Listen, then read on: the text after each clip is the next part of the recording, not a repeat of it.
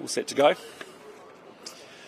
Hey, well listen, kia ora, good afternoon everyone. It is good to see you all, and can I say thank you for joining us here in Long Bay today at a Templeton housing development. Fantastic project, and great to see houses being built in this part of the country.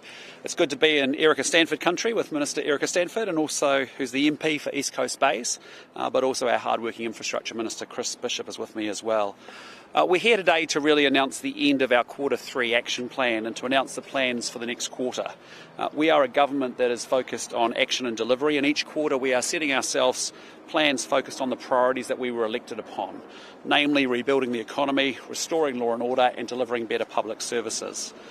My government has been working at pace to get the country back on track since we came to office 10 months ago, and there will be no slowing down as we approach the end of this year.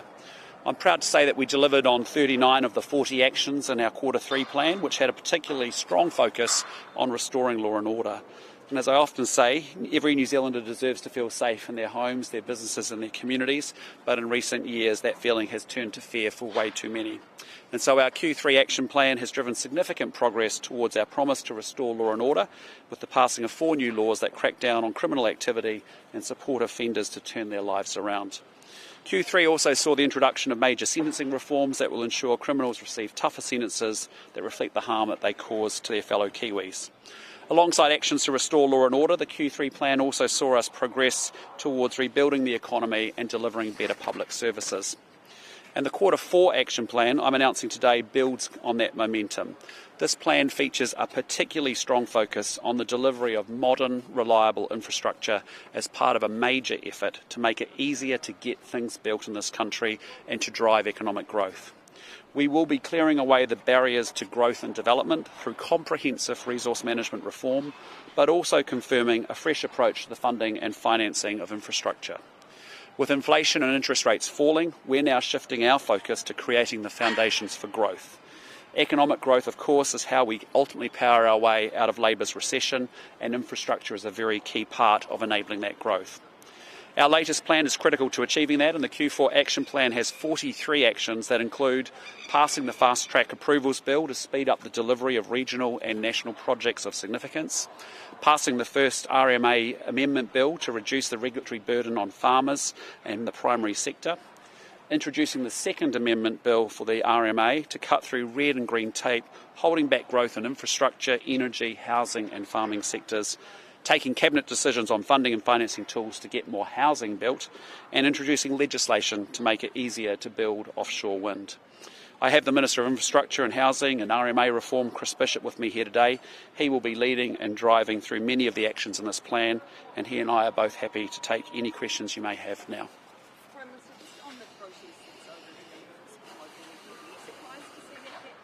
No, look, I understand the frustration, but equally, this is a project that started off at $1.2 billion, went to 1.6. We've put almost $300 million more into it at $1.9 billion, and we can't have a project like that blowing out and heading towards a $3 billion cost, because essentially that is then choices that we have to make around other regional hospitals we want to support. So rest assured, we're committed to building a new hospital, but it needs to be within the budget frame.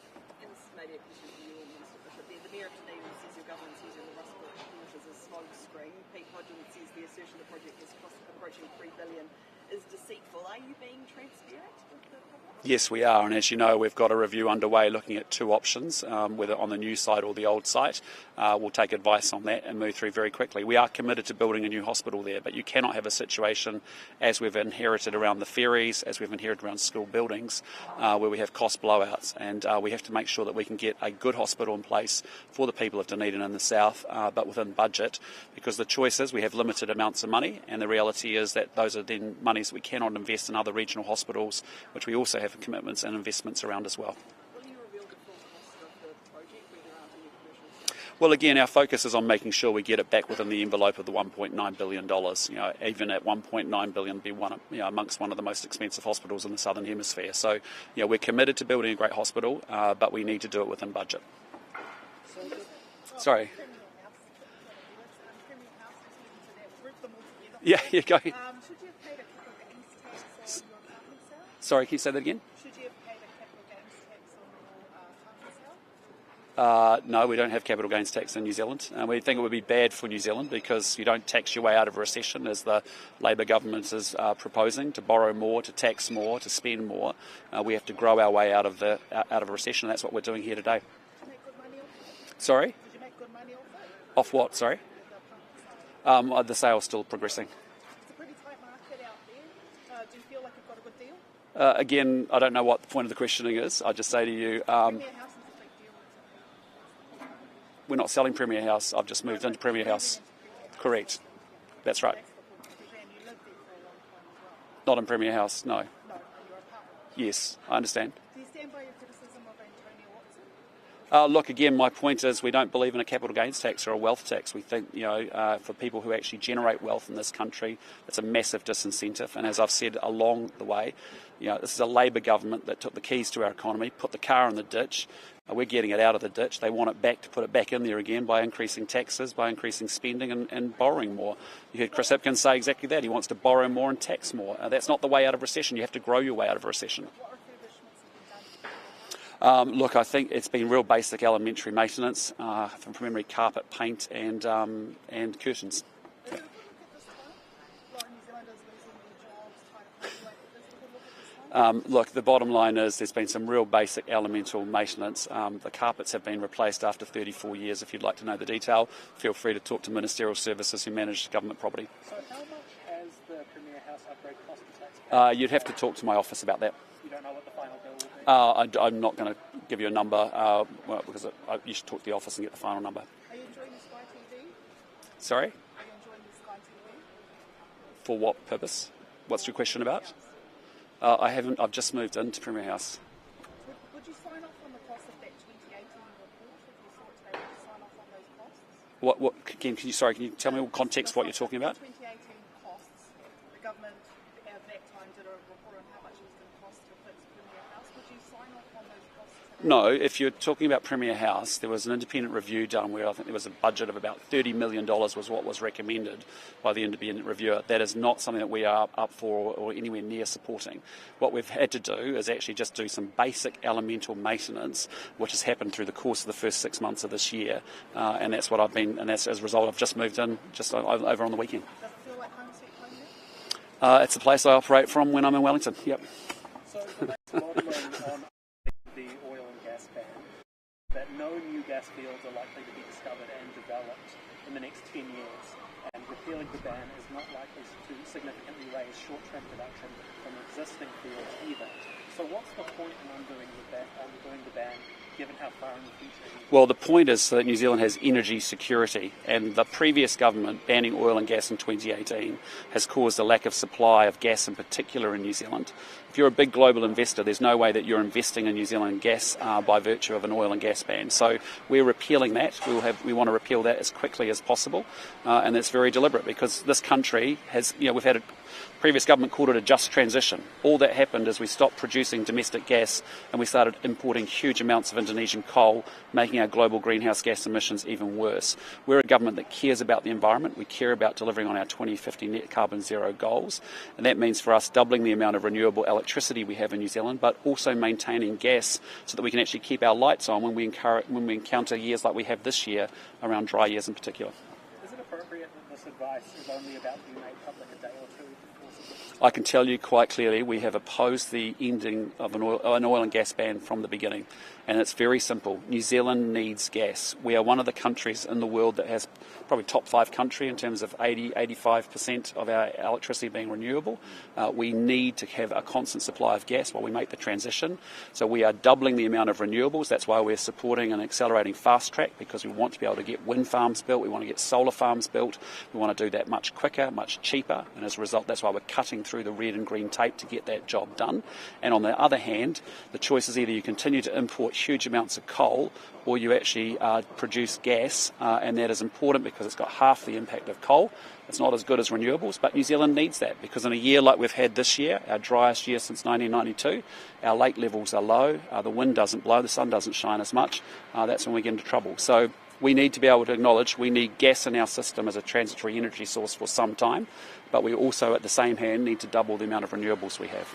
And So Associate Health Minister Casey Costello has gone ahead with tax changes for heated tobacco products, despite being warned by officials that it heavily favours the tobacco industry, particularly Philip Morris. Are you concerned by that? No, we are determined to deliver on Smoke-Free 2025. We've made tremendous progress over the last year. We've gone from, I think, 8.6 down to 6.8% daily smokers. Our target's 5. We've seen a huge help of vaping, for example, stopping smoking, but we also need to look at other alternatives as well. And so we're going to give this a go and a trial for a year, and we'll evaluate it after that. So she claims to have received independent advice, but won't say what it was and where it came from. Will you direct her to be more transparent? Look, again, we've talked about this months ago. We announced what we were doing. We're up for doing anything and everything that gets people off smoking. And so we're going to try heated tobacco products. We've also got a big program around vaping, as you well know. It's made a big difference. We're well on our target to deliver Smoke-Free 2025, and we want to keep making sure that we deliver that. And the risk here is that she loses trust from the sector as a policymaker.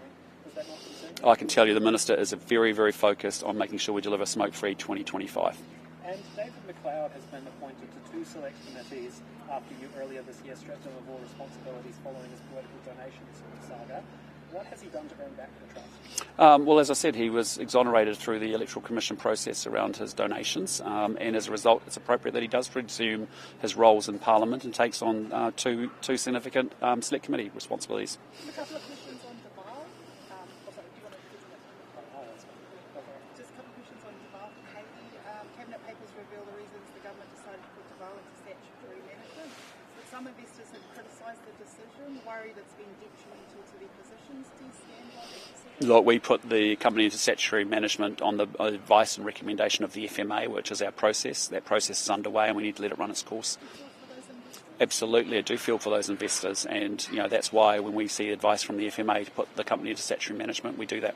The scale of what's happening here is... It is, I agree, and that's why we do what we need to do, which is to make sure we activate statutory management off the back of the FMA's advice. Are you confident there are enough protections in place to protect wholesale investors in situations like Deval? Well, again, we have commercial arrangements around liquidation of companies and restructuring of companies.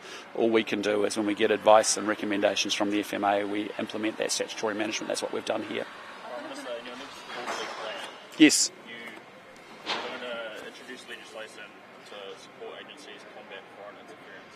Can you tell us what support you do? We just want to make sure that we've got the most up-to-date legal framework and protection that we need to combat foreign interference. And there's a number of elements to that. We'll talk more about that as that legislation comes to bear. Is this aimed at foreign interference from the likes of Russia and China? It's just recognising that we're living in a different environment. We also recognise that our legislation hasn't necessarily stayed up to speed of where it needs to be, and it's just making sure that we're consistent with other countries around the world and that we've got the right legal protections in place to counter foreign interference.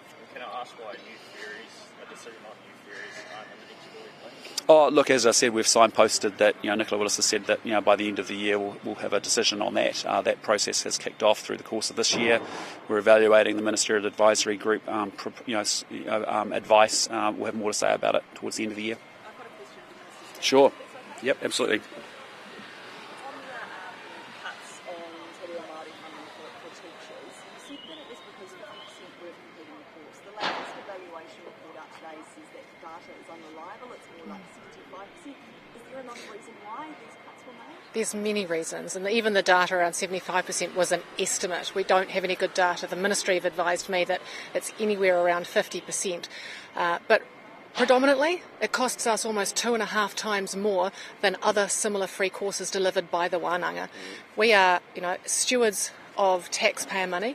We want good value for money. We want to make sure that those teachers who are doing that course can actually evidence that they're using it in the classroom and that we're getting good value for money. And that's why we will look at working with other providers in the future, because we want teachers to confidently speak Te Reo Māori in the classroom. We want them to pronounce Māori names correctly. This was a bad contract and it wasn't delivering what we needed, and we will look to recontract in the future. So the money was the main reason there? Well, it was one of the reasons. There was many other reasons. I mean, only 20% of the people who were doing the course weren't directly involved with children, teaching children. 20% of the people doing the course were doing above level 4, which was for really more for themselves than it was anything to do with teaching practice. So there were many things in that report which showed me it was not good value for money, and that actually there are other providers that we can now look to, that we've already started working with, that we can get much better value for money and much better teacher practice in the classroom. Do you think with teachers at leadership it's like teaching degrees instead of having to do the separate training? Like, why isn't it part of the work of the University Teachers College? Yeah, there's actually lots of options that we're looking at, and that's something I've been considering as well, about rather than back-ending it with professional learning and development, which is very expensive and time-consuming, why aren't we front-ending it? Why don't we have more resources on our Ministry of Education website? Why aren't we using better providers? So there's a number of things on the table, because in the end, we want teachers to confidently speak Te Reo Māori in the classroom. But as I've said, this contract was not delivering on that. Okay. Thank you, everyone. Appreciate you coming out here. Have a good day.